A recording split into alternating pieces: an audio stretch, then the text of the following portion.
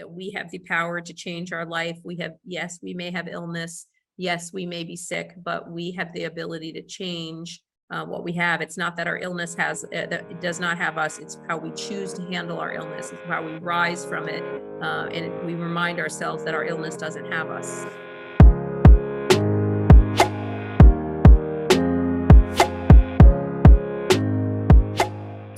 Hi there. I'm so excited to see some of my most favorite people, Anne and Jane Esselstyn. They're here to talk to us today about their new book. And I've just really, the best part of our conversation was before this podcast, maybe not the best, but we had a really nice. It was the best. It's always the best with you, Monica. It's always the best. It's so fun to catch up and always figure out how people are doing and just reconnecting. I just love that. And I look forward to seeing you soon in person. And, you know, I've been with the Esselstyn family all week. I got to see Rip earlier this week. And so I feel like I'm staying connected. So that's good. So I really want to start out this conversation just kind of very first congratulating you on this amazing book that you have. Yay! And what's it called? What's it called, you asked? No, It's called Be a Plant-Based Woman Warrior. Live fierce, stay bold, eat delicious. I love Who's that. on page 36, you ask? Monica Agarwal. You guys are amazing. So tell me about, let's start there then, because it's such a fabulous title. And why did you come up with this title? What was the impetus for this book? Because you've written other wonderful cookbooks. Why this book? Why now? Well, answering for you feels a little different because, you know, my mom's made 3 different cookbooks. This is my 5th. So, and some of them were together, but you know, we've had to come from the lens of like heart disease patients. I've had to come from the lens of being like a firefighter or trying to be appealing to firefighters.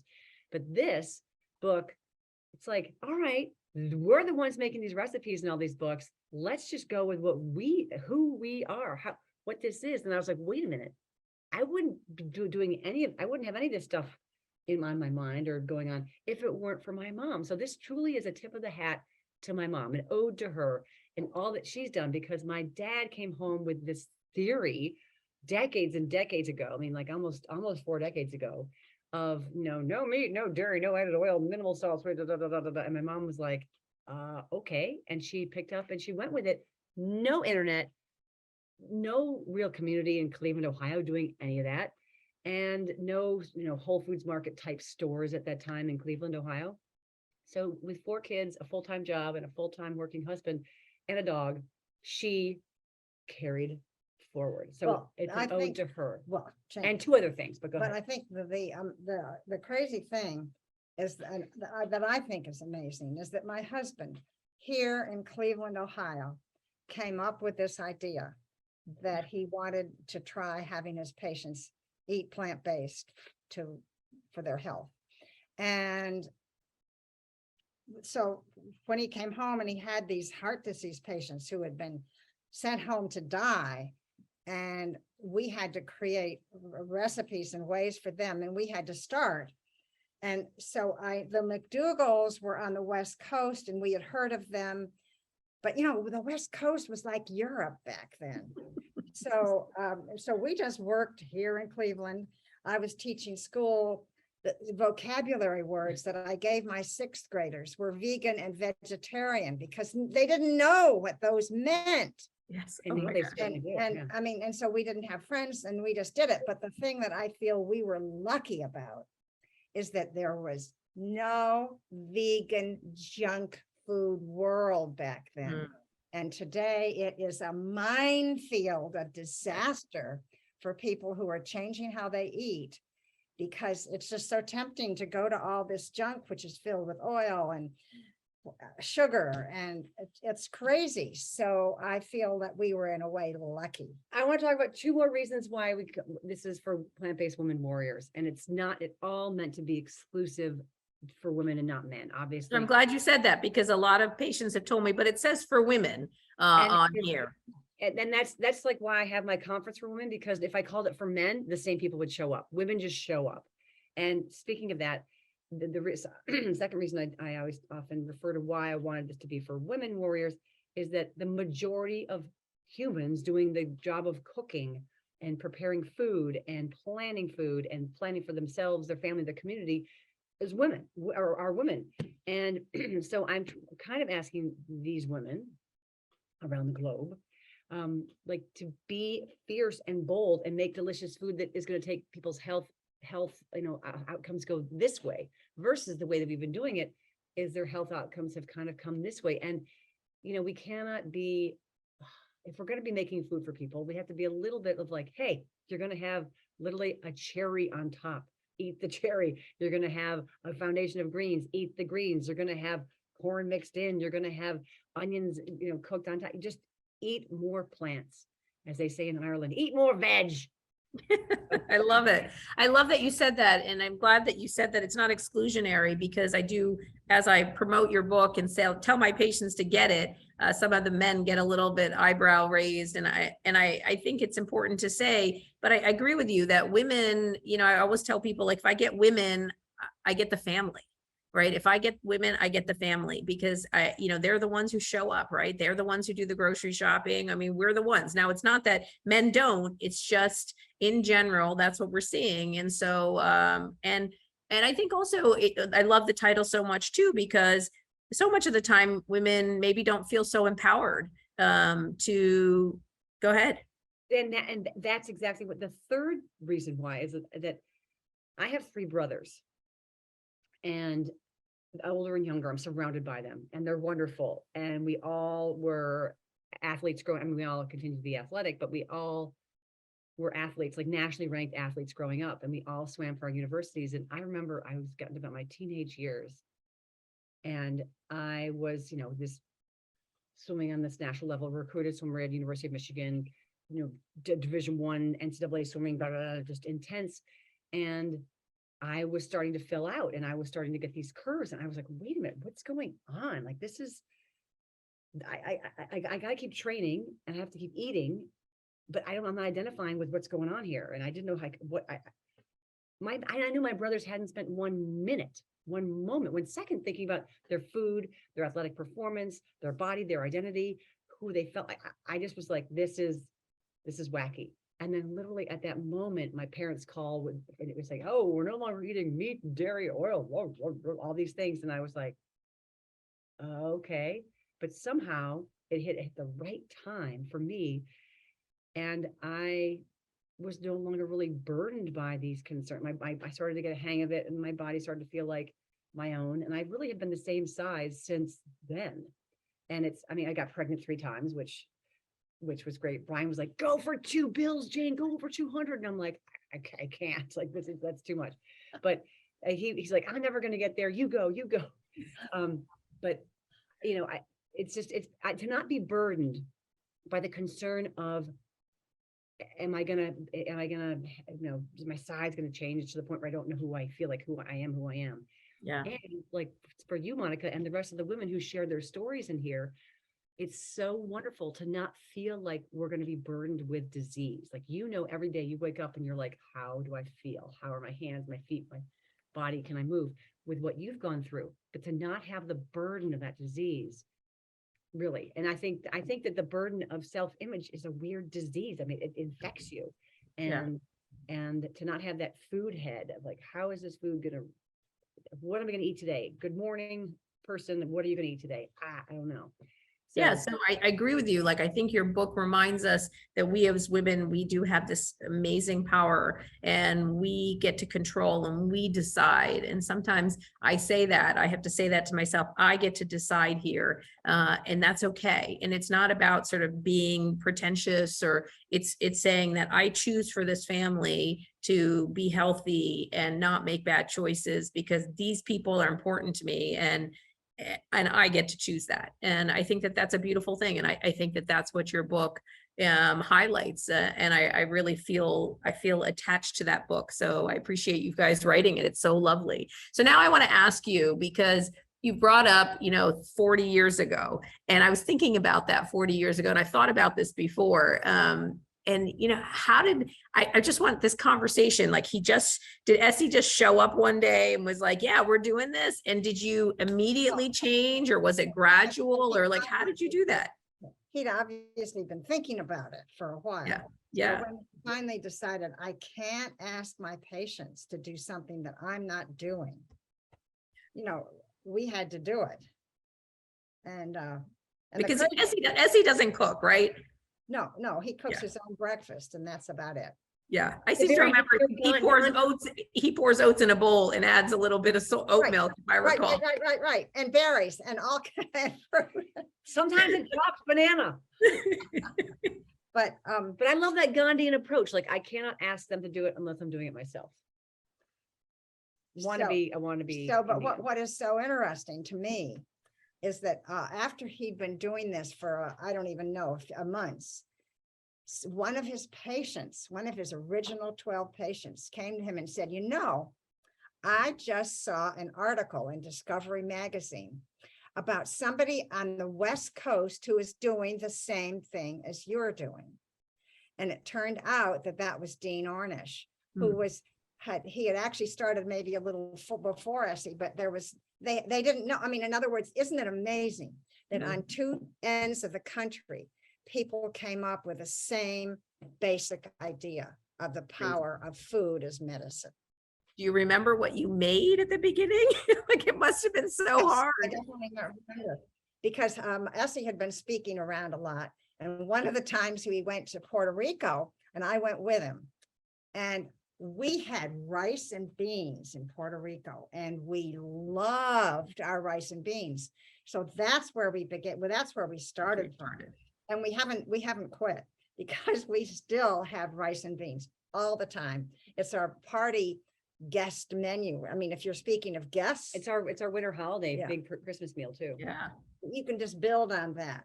So Well, so that's actually important, right? So rice and beans is definitely part of my everyday rice, beans, lentils, everything, rinse, repeat. But that's actually interesting because when you talk to people, because people come to you as they come to me all the time and say, Ann, Jane, it's just hard. Like, I can't do this. What do you tell them to start with? Do you tell them to start with rice and beans, or like, what are the 3 kind of staple foods you think that people should start with? Well, the oats for more breakfast. that's great. But the more that I have heard this question, the more I've just kind of put it back on you. Well, what do you eat? I'm not going to tell somebody to eat oatmeal who doesn't eat breakfast. I know people who are. I'm going to tell everybody to eat breakfast. And I am sorry, but I feel that is so important. If you begin to just Okay, if eat I throughout the gag day, at breakfast and I will throw up my well, breakfast. you will if I quit. You didn't gag as a young child. It's something you've developed. I also am a huge breakfast fan. I do believe that eating during the times that you're most active is really important. So I'm a huge believer in breakfast, but I do appreciate that it's not for everybody. And so I'm a big breakfast lunch fan, and I don't really actually do a whole lot of dinner because I feel like during the time of the day when your metabolism is slowest, you actually need the least amount of food. That's so funny because I can't eat when I'm active. Like I'm so active in the day, in the morning, I get going, and if I ate, it's stuff. I could eat all day long, but I don't. No, I'm about to go for a run. I don't want to have a belly full. I could run with a belly full of food. Oh, but see, I go for a run so my routine is I go for a run. Because I love to run too. I'm obsessed with my little run. I'm actually trying to move away from running too much. And then I have a big breakfast. I have oats like you. I like to do steel cut oats with fruits. I always tell people eat 1 million blueberries, but do not add a single bit of sugar. So that's what I always tell them. And so I know that you are big oats people, or at least Ann, you are. I love it. I love it too. I love them too. We love savory oats, which kind of is like a dinner. But I like this morning or today, it's at around 11:30 today, I was eating a whole Tupperware. We had leftovers from last night, brown rice, teriyaki tempeh, Napa cabbage, purple cabbage, kale, onions, purple onions, edamame, it's just heap of vegetables and fruit. And we had a little Thai peanut sauce on it. And I mean, that's just heavenly. I don't have that's dinner to me. I don't want to do that anytime out of the day. I couldn't wait to eat it. Yeah. Anyway, but people who want to eat this way, I said, well, what do you eat? Yeah. Well, I really like I really love sandwiches. Like, great, we've got so many great sandwiches and like hello hummus and but tons of veggies and Mrs. Dash and Yeah. sprouts and things. Or if they like, I really like Mexican food, or I only like to eat dinner, I eat once a day, or if I love breakfast, like I want to meet them where they are and then tell them Yeah. they already probably do a lot right. You probably already like oatmeal, or you probably already like sandwiches, or you like burritos. Let's fill the burritos with great stuff. Soup. I mean, a lot of people Yeah. love, I mean, I think I agree, is find out what people do like and then kind of help them. I mean, that's how we started. We ate what we knew, but we didn't put the things we didn't want to put in. Yeah. And Oh my we gosh. And figured it out. our most recent YouTube, I hope you've seen it. It's a friend of mine named Koyan, who is she's Indian, and we had her come on our YouTube and do it with this recipe with us because it's in our book. She does chole, like One of my favorite meals. it's a total plant perfect, no added oil, chickpea masala. Is that the way to say it? Garam masala, whatever you want to call it. There's a million different names for the same thing. I can't keep track of it. No, they're totally different. Don't mess with the spices. Indians, we get really upset with you. Garam masala and chickpea masala or chana masala are not the same. Okay, I don't. Well, yes, chickpea masala. She calls it chole because she uses the chole with 2 H's. Yes. And it was fantastic, and Yeah. I just am so thankful because we've loved that that version that we've had, but we've got with oil at this store or that restaurant or whatever, and so it was lovely to have that sort of option. And I love how there's ways you can make a healthy option of almost everything out there.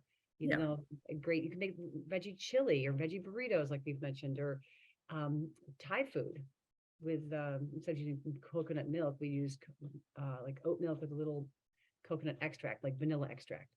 So there's so many workarounds to make a healthier version, as you know, of everything. No, I love that. I love that. No, I love that. But what do you see people say to you the most that is their biggest complaint about making changes? Like what holds them back from making changes, do you think? It's mental.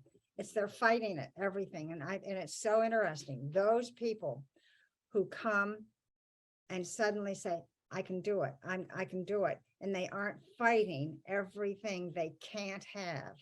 They are successful. And I think it's just a total mental thing. Sometimes, and obviously my husband gets those people who are sicker, who, if they choose to come to him and they're saying they don't want to have a triple bypass, then they don't have a big road. They don't have a wide road. They have a narrow road they have to follow. Compliance. But I mean, I definitely just think it's attitude. And I think that it's, I mean, that's kind of with some people who are kind of sick, they don't have a lot of wiggle room. But for people who come to it a little bit like, I want to be healthier. For example, we have a program coming up next weekend at the Knob, this sort of rural space that we use. And I asked people, like, why are you coming to this one day? It's a total food fest. Like, we're going to roll them out the door. They're so filled with food. But like, hey, tell us where you are, how far are you in your journey, and what's going on, are you active? Da, da, da. And they'll say, well, I was plant-based, but I fell off the wagon. I mean, almost everyone I've read, I think I've read 5 people's responses so far, and all of them like, I just have a hard time sticking with it. And I think the sticking with itness might be something to do with people who have a diagnosis. They have something that's just this looming over their head that they really are steering clear from, or someone like you who like, I feel so much better. I know I can't do this, or I just feel like I get this immediate message at home, like, this isn't right. But people who don't have that going on, I think this convenience, going out to dinner, being with friends, everything's just so greasy out there. Well, also people tricky. Do this and they do it well. And then they just slip up a little. I mean, I'm just going to have a little of this vegan ice cream. I'm just going to have a few. I really like Beyond Meat. So that's what I'm going to have all the time. I mean, they don't, it's not huge, but they're little things that come in and suddenly it all changes. Yeah. It's a slippery slope. It is. I think it is a slippery slope. I mean, I do think, and you brought up that Beyond Meat, because while Beyond Meat and Impossible Burgers are really, environmentally friendly, as but not necessarily healthy, right? And so the amount of fat and oils that are in these Impossible Burgers and Beyond Burgers, and now there's so many brands out there actually, that are out there, that we have to remember that yes, they are environmentally friendly, but they are not necessarily healthy for our bodies. And so really going back to sort of the tried and true beans, greens, nut, and I'm a big nuts person, so beans, greens, nuts, and seeds. And that's what I always tell people: beans, greens, nuts, and seeds. And nuts, yes, most people can have a handful of nuts, but yes, if you have some advanced diseases, obviously that may not be the case, right? And so, but overall, if you just eat the food, right? So that's what we always say: just eat the food. So that's why I love the book too. I thought the recipes were super simple. And I'm a huge fan of simplicity. Like at first I thought, gosh, just people get offended when I say the recipes are simple, and I hope not, because I really think that if I get it overwhelmed or nervous that I'm not going to know what the ingredient is, or I'm not going to know how to prepare it, or I don't know how it looks like, I'm not going to make it. And I felt like you used very practical things. What are your favorite recipes in this book? Are there favorites? Well, first you tell us your favorite child, and then we'll tell you our favorite recipe. Oh. Bravo. Very nice. Impressive. Good comment back. Okay, so I will not ask you what your favorite recipe. How about which section we love? Which section okay. do we love? Oh, I'd love to Okay. talk about which section we love. Okay. We were on the right path when we were making this book. When we sort of said, okay, let's see what we have so far. Because we got the contract March 7th of 2020, right before the world went sideways. So about a year and a few months into this, we're like, okay, we've got 7 breakfasts, 8 lunches, 9 dinners, and we had 44 desserts. So we knew we were on the right track for making this happen. So the dessert section we had a blast with, and we've culled it down to, I think, about 34, 35, with all the different variations of some of the frostings and puddings and things. But I have to tell you that it was so amazing because during COVID, my husband and I stayed home. And so we ended up watching TV at night a lot. And suddenly our door would open and there would be Jane with another version of her brownies for us to try. I sort of felt like one of the dogs. I mean, I began to salivate when I when I saw Jane at the door, because we don't usually eat dessert. And so here we were having these testing week after week after week after week. It was wonderful. Oh my gosh, that's amazing. I wish I was over there. Actually, I'm glad I was not, because I probably would have been. I'm not somebody, I do better with an all or nothing rather than exactly that slippery slope. The good thing about this, because I'm the same, is Jane would come with just one for each of us to try. So we didn't have to, we had no option of seconds or thirds. That's good. Just one, which was nice. That's very nice. That's very nice. So let me ask you some more, because I love to hear about how when you engage with people. One other thing about the sections. Yeah. Because, Jane, tell about your sauces. Oh, well, we have a bunch of different sections, obviously, with the breakfast, lunch, dinner, dessert, but we have a section called sauces. And I mean, we also have like a tofu and tempeh tutorial section, but the sauces section, like, sauces are our secret weapons. And they're a must-have. Exactly. There you go. Sauces, hummuses, dressings, and all that stuff. Salsas and guacamole. Salsas and a guacamole. That is so key to our sticking to gravy too. And a gravy's in there, exactly. So what the editor said was like, hey, you guys talk about this stuff, like this is a really important section. So let's have this go first. And then we were like, wait a minute. Because my mom is such a breakfast advocate. We're like, let's have the breakfast section be first, but then the next thing you do in your day is make these sauces, because every section, somehow or another, you're going to use a sauce or a hummus or a guacamole or a gravy. Like like I said this morning, my breakfast was last night's dinner with the Thai peanut sauce on it, and it's just so yummy. I love it. I love it. So I had a great assignment from the editor about it, because there's 20 of us in our family who are plant-based. We have 4 children, and they're all plant-based. All their spouses are plant-based, and our 10 grandchildren are all plant-based. So my assignment was to talk to all 10 grandchildren about being plant-based. Oh, And I have to read you a couple because I would love to hear them. Wow, that'll be amazing. Georgie, who was 8 at the time, said, without being plant-based, I can't imagine how I'd live. I'd open the refrigerator and see things like chicken wrapped in plastic and just feel like, what happened? And then there is Sophie, who was 11 at the time. And you're going to love this, Monica. Whenever I eat good food, I feel good. And whenever I eat unhealthy food, something in my stomach just feels wrong. I'm lucky because it's been easy for me since I've been plant strong my whole life. Being plant-based doesn't mean just eating salads all the time. It means so many fun, unique things, like a kale cake with raspberry frosting. Oh, I love that. There's my little heart. My daughters have taught me the heart. Not just vanilla frosting with pink dye in it, but lemons and raspberries, and it's just really fun. Oh, amazing. Hope, who is 7. This is what she said. If you eat meat, you die.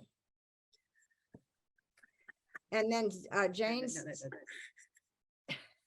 So she could read all 10 of them. I could read them all. So, but the point is that it's been so nice to have these kiddos be on board and, No, I'm going to read one more. oh, okay. All right. Rose, who is 22.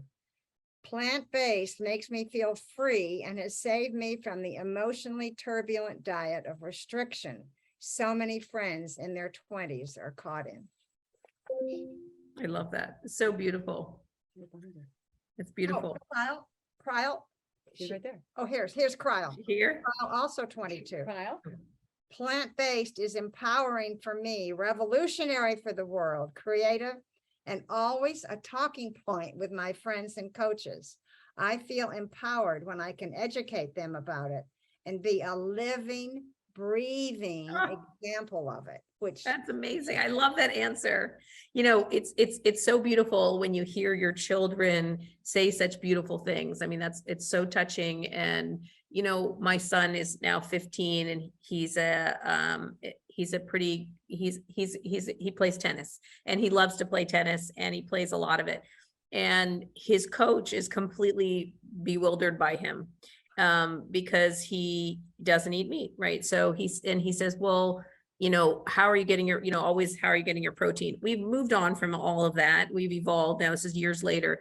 And now that Djokovic is, plant-based, he wants, he's read about Djokovic and now is on our team. And he's like, wow, but I want you to follow exactly what Djokovic does because Djokovic, like, there are more ways to eat than the way Djokovic eats. Like, it's just so funny, but it's okay because I feel like some of these plant-based athletes have, at least made some of the concepts more mainstream. And I like that. Tom Brady, Djokovic, there's so many that are now on the, Here's the whole thing. Yeah. Yeah, exactly. And I like that. So even though they're asking my son to eat celery juice, which he's not going to be eating because Djokovic eats celery juice, there are many foods that he eats that now people don't look at him as weird. And certainly it's easier than even 10 years ago. So my middle daughter is now 13. So even when she was like 6 or 7, she would come home and the school teachers would say,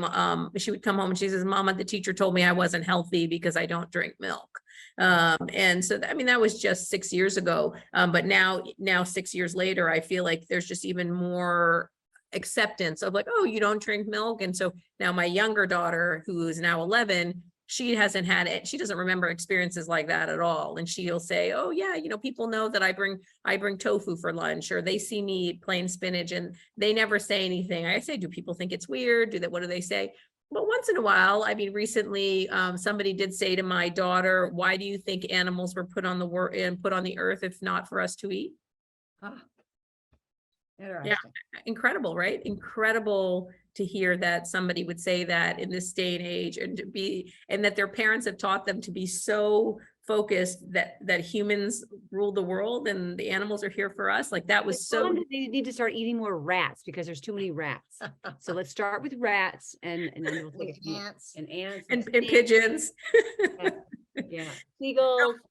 What, let me ask you a couple of more things because I just love hearing what you think. So what would be your top, you know, for somebody just starting out? And I've been to one of the, you know, the weekend immersions, and I know I drink the kale juice with you. So I'm with you, but I just want to know, like, what would you say to somebody who is like, yeah, you know, I eat meat and potatoes every day. What would you tell them the top, like the few things that you would tell them to put in their house that they should start with? Like you said, okay, you know, you said whatever they normally eat. I like that. But then are there certain musts that they should have in their kitchen? And then maybe musts, do you tell them? And then the other question to think about that is, do you tell them to like just stop, or do you ever consider a gradual approach? We're clearly trying to do a 15-minute doctor's appointment. And that's just not the way we work. Well, I would I'd say keep the potatoes, add Okay. beans, add And greens like kale or, greens and beans.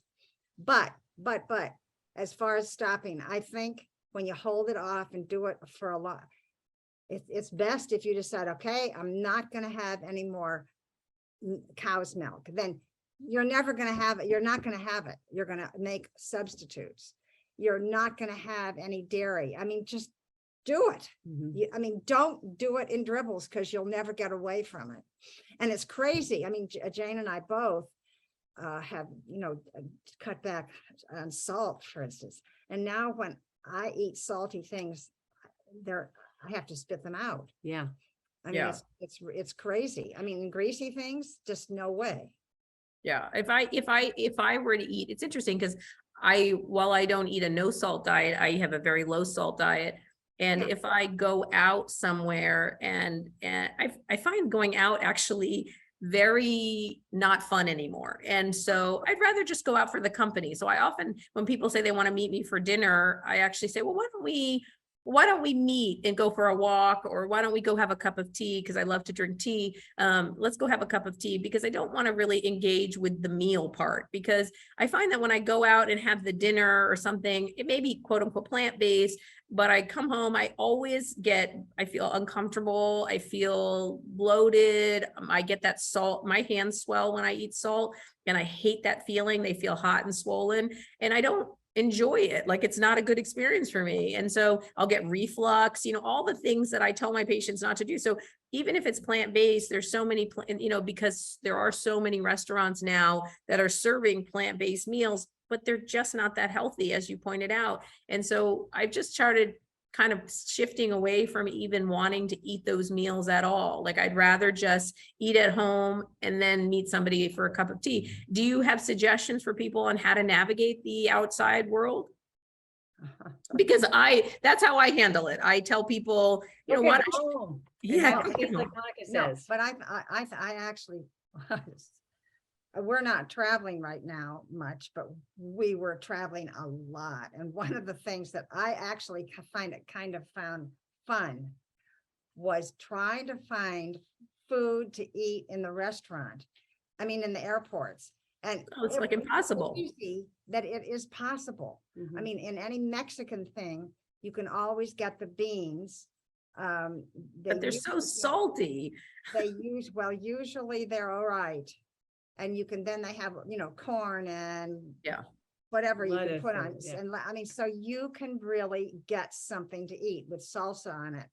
I mean, we've had sort of fun times at way back trying With to the challenge. The challenge in the airport. I mean, my husband would sit and read, and I would be running around the airport up and down trying to find. There are those women warriors slaying the dragon. There are those women warriors. Well, I actually sent a complaint to El Paso Airport because I was giving a talk in El Paso, Texas, and I went into the airport, and every single thing besides a bag of nuts that I could find and a banana had some sort of, it was awful. And including the beans in the Mexican restaurant, they soak them in bacon. And I was just blown away because they tell you and that's the other thing to encourage people. is that they'll tell you it's vegetarian. I'll say, can you please just check with your chef to see what you use to saute in there? Because I want to make sure that there's no animal products in there. Please go check. And they'll come back and say, oh, I'm really sorry, I didn't realize. And it's not the server's fault, but it's just that, you know, there's this lack of knowledge. So I actually sent a note to El Paso Airport and said, look, you guys, and they responded, which was nice, which is that this is terrible. I cannot eat in this airport a banana and nuts. That's not fair to so many of your clients. And, you know, I haven't been back to see if they've changed it, but I know that they did send some feedback that they were going to work on that. That's great. And people need to do things just like that. Now, I have to say that I think it was in the San Francisco airport, Jane. We had a recipe. We had food that was so good that I have based in our cookbook. I just had to try and recreate it. And it was, where is the San Fran bowl? You called it San Fran bowl, Jane. Okay, we're trying to. Anyway, I'm going to look in your index and I'm going to find it. San Fran bowl. I don't know where it is, but it is still. It's on 248. It is from the airport. 248. Oh, nice. And I love this recipe. And it was from the San Francisco airport that I got the idea. And I sort of put, I love Japanese sweet potatoes and so good. I personally love one bowl that is a whole meal. I do too. One thing. That's what we always make. I love this. This is a beautiful recipe. This is a beautiful recipe. I love that you also put in these ideas like to make heart disease friendly and, you know, creative ideas to kind of give people a little bit of leeway too. That was terrific in our editors, because whenever I am doing things, it comes from my husband. So it was very hard, you know, his rules of heart disease: no meat, no oil, no dairy, no nuts, no avocado. And when Rip wrote his first book, he dubbed his engine 2 Plant Strong and my husband Plant Perfect. So we sort of have these two things. Terms, so yeah. That's what our editor did, is to say heart disease friendly, or she would add, or they would add. Well, I do through and indicate is it heart disease friendly, or how can you make it heart disease friendly? I like that. If you couldn't, it doesn't say it. I love that. I love that. It's great. You know, I don't want to keep you much longer. You've been so fabulous. Maybe tell me. Go. I'm happy to keep chatting, because I always have so much fun with you both. And I even thought back, and this last night, Rob and I were talking, and we were remembering, and I don't know if you remember this, Anne, but about 14 years ago, I came to your house, and I remember this because I had my son was 1 year old, and I was just transitioning from nursing to milk and was debating what to do. And I remember I was sitting there with you two, and you actually had your daughter, Jane, your daughter came over. He called her and said, come on over right now. And she came over, and she's like, does she look like she is lacking in height because she didn't drink enough milk? And I looked at her and I was like, all right. And I just remember that story, and we were laughing about it last night, about how fun we had. And, you know, that was 14 years ago. And that was the first time I had been over there. And, you know, it's been such a fun journey. And I had not met Jane that day.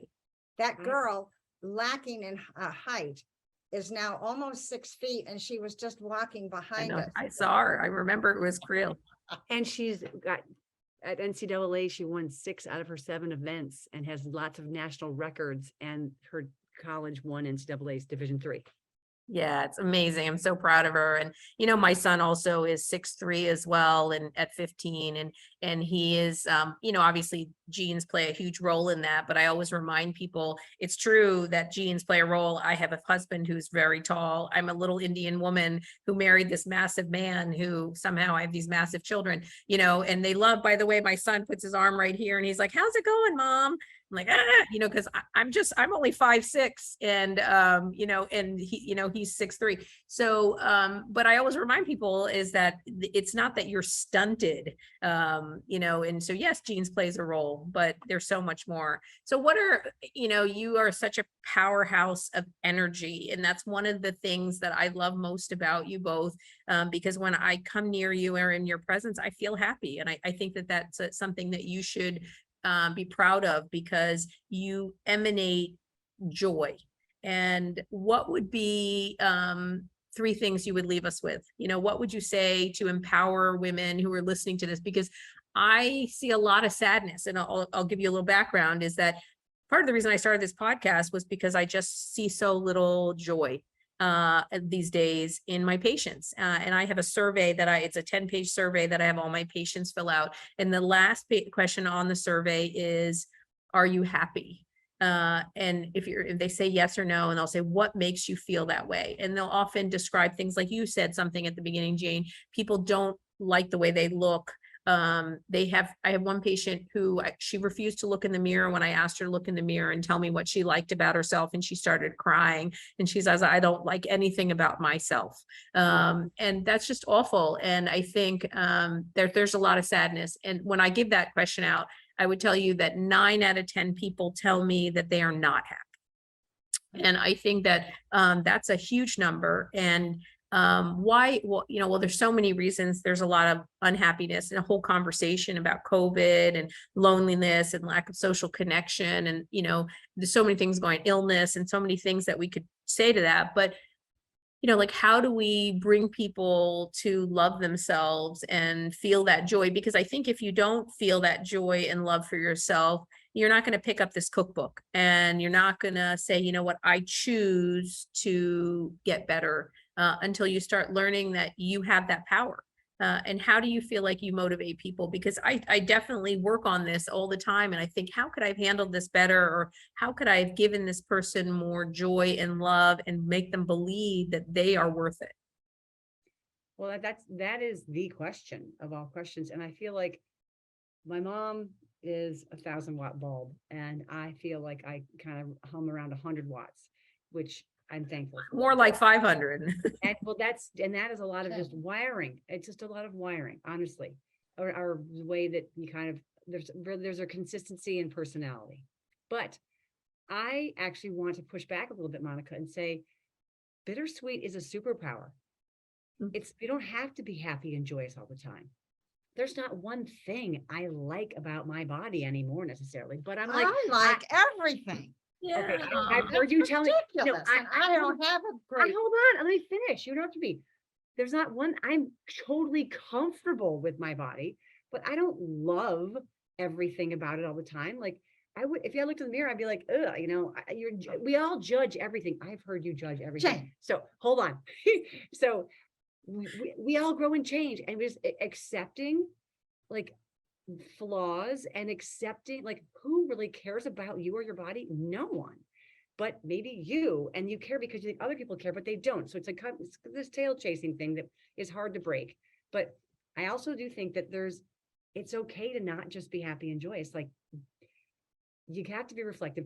You have, the whole trope, no pain, no gain, which is a horrible, like, I don't know, as long as it's some sort of ski slope or something. But honestly, like, we grow through friction. Friction's how you create this strength. And you're going to get to be okay and like your body when you actually walk a mile. You're going to feel good about yourself, even though nothing's changed. You have the same blue hair or the blue hair or the whatever you're feeling like. But I feel like living in our bodies is kind of what makes me feel great about my existence in this package of cells. Is like, I like what I do. And it's not about how I look, but how I feel and live in it and accept it. And it comes with plenty of friction and bitterness, but acceptance is kind of what I'd say to aim for. Well, I would say go out and look at the moon tonight. It is unbelievably huge and beautiful. Get details. Jane, I'm just giving details. Look at the moon. Go out and find a park and walk in the park, run in the park, jump in the park. I mean, exercise and move. Get a good night's sleep if you can. Find a way to dance. I mean, I think people just need to get out, you know, if you live in a little apartment, find ways to get out and feel the world. No, I think I think both of what you said are beautiful, right? I do think that we learn and we lift from the things that we don't like, and that the friction is important. And I do think, it's that old saying, you won't see the rainbow if you didn't have the rain. So I agree with all of that, but I think that though there's this middle zone, right, where we want people to sort of say, okay, these are things that I don't love, but they're these things that I've chosen to accept or love about myself or appreciate about myself. And I think that and what you say about sort of finding places to find joy is important. And, I'm a huge fan of journaling, actually. And so I actually do this myself, not every day, admittedly, but I actually journal, and I write in there. I'm required when I finish my journal entry for the night to write down 3 things that I'm thankful for. And that has really helped me because, it makes you rethink. Yeah, and exactly. And that power of positive thinking, all those sort of, cliche things that people say are actually really true though, right? There's data to support it, but also it makes you like, when I wasn't working, when I first moved to Orlando, I wasn't working for 6 months. I chose to do that because I was forcing myself to learn who I was outside of my work. And it was really hard. It was a really hard and uncomfortable experience for me, actually, because I wanted to be in the hospital, or I felt like that's who defined me. And then I had to kind of figure out who I was outside of it. It was a very weird experience. And so I'd come home in the evenings and I'd write down all the stuff that, my anxieties. And then I'd always end with this 3 things that I was thankful for. And it was very interesting because after I did that, I just remembered, oh yeah, this is actually a good thing. Like, this process is a good thing. I actually am I have a great life, and it makes you sort of recenter. And so anyway, I really like that. And I like all the stories that you put in your book. I love everything, because I think also the other thing I thought about with this book that I loved is that people do better when they see other people are going through things that they're going through, or maybe even not what they're going through, but have risen. And I think it's important to see stories of power and stories of rising, because then I think it motivates people to say, well, I can do that too. And I think that's really important. And I do love that you've put these stories in there. And I hope that my story included would motivate people to say that, yes, that you can do this. Oh, absolutely, Monica. We love having your story in there. Another thing that I think helps, and that is exercise. Yes. For people. I think that if you can make yourself, wherever you are, whatever age, do some kind of exercise, it will change your mood. And there's actually data on that, true, right? If you exercise, your endorphins go up and your happiness factor will go up. And then some patients will say to me, well, I can't do that. I cannot exercise because my joints hurt, or I have advanced disease, or I can't get myself out of a chair. And I always remind them, like I'm sure you do as well, which is there's so much you can do in a chair. There's so much, you can do with just, right. And if you can't move your legs. And what I always tell them to do, which is what you do, Jane, is put some music on. And you put that music on and your shoulders are moving, you're going, you're just like, you're feeling it. And it doesn't matter, even if you don't do, you're still like, you're moving calories, your endorphins are going up and you're feeling happy. Yeah, no, I signed some of my books. I say, eat plants, plants, plants, and dance, dance, dance. Oh, I love that. I love that. So you should listen to this song. I don't know if you've heard by Andra Day. It's called Rise Up. It's a beautiful song. If you have not heard it, I listen to it sometimes 3 times in a day because it's so beautiful. And she's a beautiful voice. Rise Up by Andra Day. And I had my kids listen to it too. And we talked about the song and, said, what do you take from this song? And my kids know that old Star Wars saying, it's not how you fall, it's how you get up. And that Andra Day song is all about that. So anyway, I thought you might like that because it could really be your song. You guys are amazing. I thank you so much for being here with me today. I wanted to just thank you. I want everybody to go out and buy this book because I truly love it. And it is absolutely going to make everyone more focused on eating plant-friendly foods, heart-healthy foods. And I'm a huge supporter and believe that heart disease patients will really benefit from this. Excuse me. Men, Monica, men and women. Or however you identify. Or however you identify, but women I love. Women should absolutely read it, but not just women, because I have a lot of men patients that I've recommended this book to. Bring it into your family, read the stories together, have your kids read them too, because I think that all of us need to learn stories of rising. We got to remember that we have the power to change our life. We have, yes, we may have illness. Yes, we may be sick, but we have the ability to change what we have. It's not that our illness has, that it does not have us. It's how we choose to handle our illness. It's how we rise from it. And we remind ourselves that our illness doesn't have us.